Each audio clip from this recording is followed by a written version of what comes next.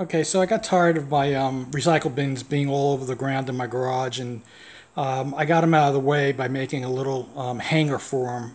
Here's one that's already hung, and here's the thing I built. It's basically a piece of 1x2 with 2 holes drilled through the side, and then I loop some metal around into the hole and up, and then it looks kind of like this. It looks, just made some hooks for it, and basically you use a piece of wood like this, a 1x2, and I use some fabric stakes that came with my fabric to for weed prevention, and I got 2 of these hooks, and I just bent them into a shape after drilling holes into the wood on the side straight through, and then wrapping the metal in there and making 2 hooks.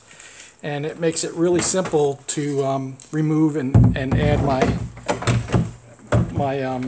boxes to it now. They hold a lot of weight, and now you see I got both up there now. So if you want to get those things out of the way, you can actually mount them to the concrete bricks using concrete screws.